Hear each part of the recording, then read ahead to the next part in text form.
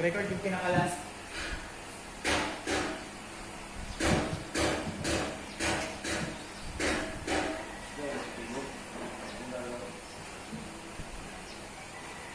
So good afternoon everyone. My name is Christian David R. Kabangay and I'm here in front of you to present my argumentative essay entitled Imposing Death Penalty or Capital Punishment in the Philippines.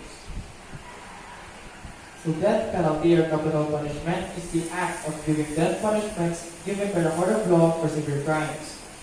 People sentenced with death execution are afflicted with grave crimes such as homicide or massacre. The purpose of this decree is to maintain the peace and provide justice to the mass and for the sake of the government's reputation when it comes to combating crimes. That is why the government shall impose an official decree or law which says that anyone who commits terrible or heavy crimes like corruption, human trafficking, shall be penalized with death penalty. Moreover, selling high-value drugs, homicide, massacre, and any other forms of crimes which can cause significant damage to the safety of the mass and to the rights of every people, and even to the country itself, shall be penalized as well by capital punishment or death penalty.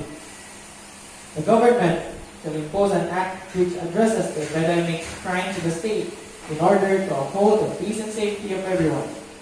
This, moreover, creates opportunities, especially for the state itself, because this decree will help various areas of the state to improve and to develop the country's moral basis.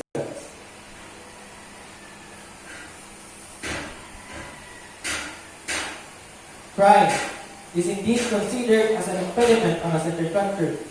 It is highly believed that every action afflicted to crimes shall be addressed and should have corresponding punishment.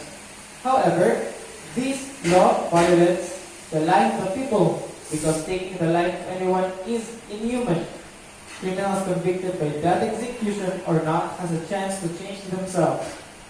That is why build rehabilitation programs instead or counseling for those people who are afflicted towards heavy crimes. Moreover, the 1987 Constitution of the Republic of the Philippines, Article 13, specifies the right of everyone. Everyone has a chance to live and to change because it is the rights after all.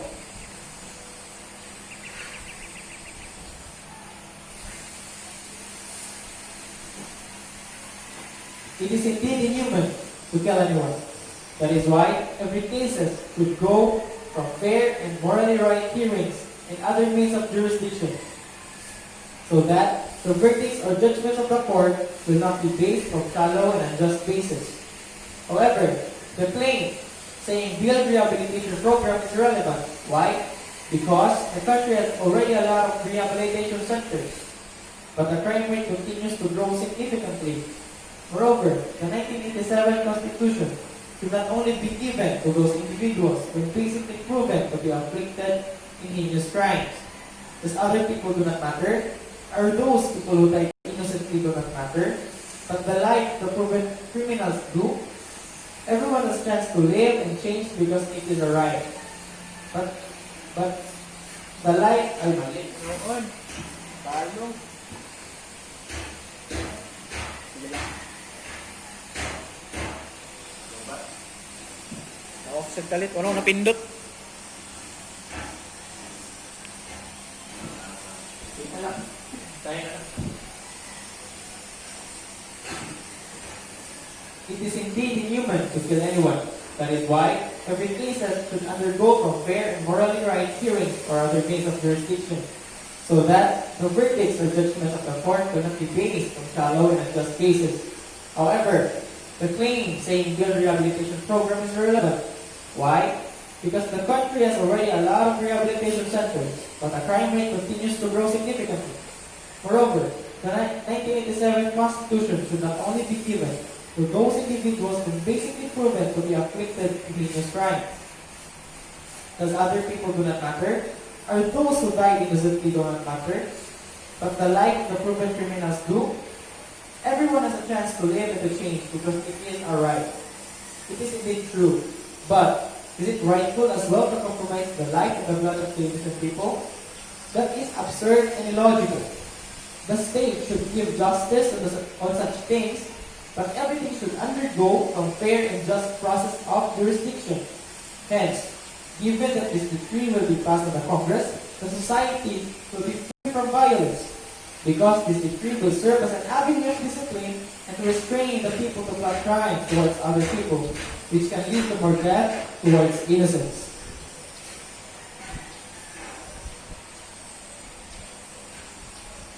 In passing a decree such as death penalty law, it cannot give us assurance that the crime rate in the Philippines will have a significant change on the preceding years.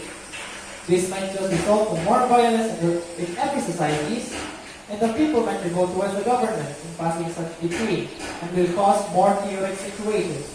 As a result, this will harm the safety of the country and the mass. That is why this law should not be imposed to the state.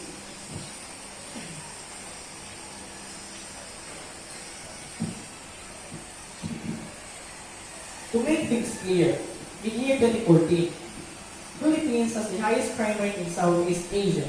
And according to Rappler, the PNP National Police during their preventing crime meeting in the month of January to May 2014, they reported that the crime all over the country raised up to 289,198 in just year 2014, much higher than January to May 2013, where the crime rate only lies about 245,347.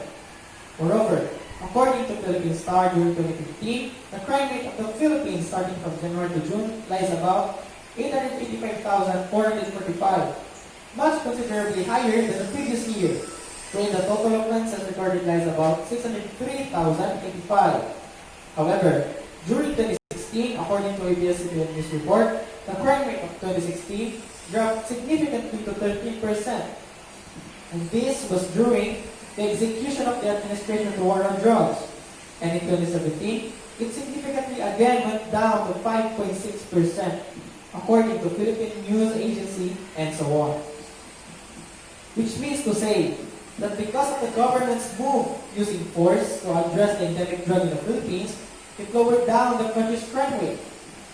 And to answer the illogical assumption saying passing the decree might just result of violence in the society, then why that it did not happen during year 2017, 2018, and 2019, when the administration has been using force in fighting the drugs in the Philippines? Because it is clear and apparent to the mass that this move of the administration made the majority of the people felt more secure and safe on a daily basis. And also, there are a lot of information sources we rely on to have an overview on our crime rate statistics here in the Philippines, where the people can read and comprehend the significant change on our crime statistics in the country. Would it still result on revolution if the people really see the changes? If people did felt safe in every day? Absolutely no.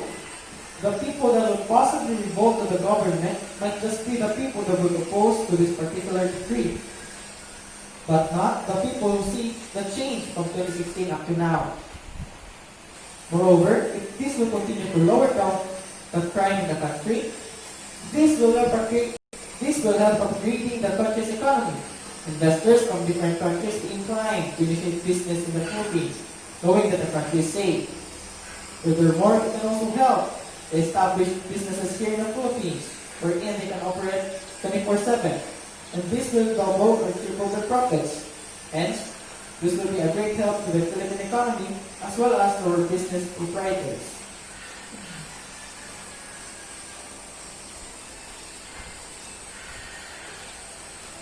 This decree, if pursued, will apparently affect poor or destitute people only. First, they need money for lawyers or attorneys to stand with them if they will be involved in some serious crimes, especially when this crime is considered a severe crime and can result to death penalty. The poor people can be an easy subject for bloody crimes or foul plays. Second, people like politicians or well-to-know individuals can easily win crimes, which will be unfair to the state and to the poor people of the society.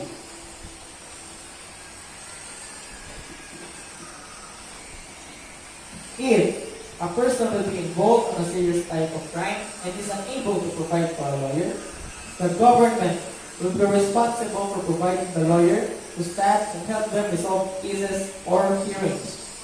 Do not announce an unjust verdict due to shallow basis of preferences, and to avoid the erroneous perception of the people living in the state. Because the perspective of today's society is when you're poor, the law is not on your side. However, to alter that landscape, the government itself will give the legal advisor towards the person who is unable to pay for a lawyer or a legal advisor. Majority of the people of today's time has this perception that the poor will be an easy bait for the wealthy. But this is just a wrong stigma towards the government and towards the law. It is just that majority of the people convicted by crimes are really poor, who wanted to have an easy escape living in poverty. The government shall also see and consider the factors why this person committed such crimes. However, the action done by the convicted as it was proven by the court that this particular person has committed a crime shall have corresponding punishment. But, regardless of your state of living, the government shall take no consideration when it comes to implementing the law. It is effective in everyone. Second, when proven that there are tampering or manipulation on any cases, which includes an official of government or whoever it may be, he will face corresponding consequences in accordance to the law. Money has nothing to do with the decisions made in a court. Otherwise proven, the people who enacted unfair treatment and process shall be punished as well. No one will be above the law. Moreover, given that the capital punishment is approved by the Congress, this will improve the political system in the country because this law will have to stop the corruption inside the government itself. And this will serve as a force to every politician to be a better servant of the country and to be the very first advocate of peace, order, and justice, which can lead to better influence towards the mass. This law's vision is to help the mass and every community to live with peace and order. This is not intended to make the people living in the state obey out of fear, but to uphold everyone's safety. Moreover, this decree appends opportunities and benefits for the country, for it can resolve the problems we have in our economy, government, and society. So that is my overview towards my discussion with regards to my argumentative essay entitled Imposing Death Penalty in the Philippines. Thank you for listening. That's all. Thank you.